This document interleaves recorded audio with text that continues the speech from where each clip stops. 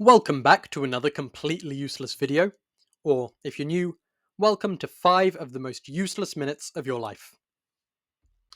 In the previous video, we made our all-time ODI World 11. Now, let's get on to the second team. I think we'll knock out the bowling first this time. I listed Sucklein Mushtaq as an S-tier spinner, so I think it only makes sense to include him in the team. Now, let's look at our 3 primary fast bowlers. I think it makes sense to look again at our A+ tier bowlers.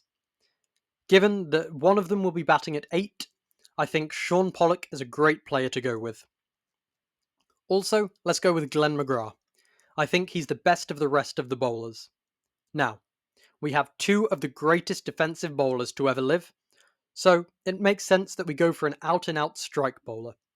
So I'm looking at Waqar Younis, Alan Donald, and Mitchell Starc. The advantage of Starc is, of course, that he's a left-hander, and also that he's a better batter. However, we have Pollock at 8, and I'm not worried about batting. I can live with Sucklein at 9. The thing that's turning me away from Starc is that he's at his best with the new ball, but so are McGrath and Pollock, both of whom are better than Starc, I think. While Starc is excellent at the death, so is Waqar, and Donald is pretty good too. Given that we're adjusting for modern day, I'm not sure how well Sucklein would do at the death. He was excellent in the pre-T20 era, but nowadays spin is rare at the death. Having said that, Sunil Narayan has bowled a lot at the back end. I'm sure Mushtaq would be okay.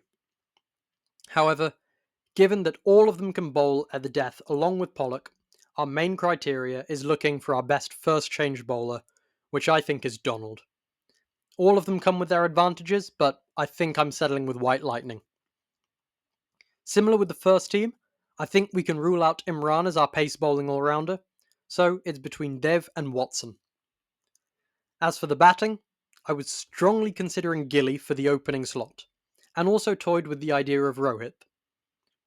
I don't see any reason not to go with those two here. I think they're the 2 best openers we've got, and they complement each other nicely. As for our 3 and 4, I think there's 4 options that stand out. Zaheer Abbas, Dean Jones, Brian Lara, and Ricky Ponting. I have to pick 2, and I'm going with Ponting and Dean Jones. So, we just need a 5, 6, 7. One of them will definitely be either Kapil Dev or Shane Watson, and I've also decided that one will be Michael Bevan. People who saw him play know just how good he was. Younger fans who didn't see much of Michael Bevan might see his strike rate of 74 and think he wasn't all that good.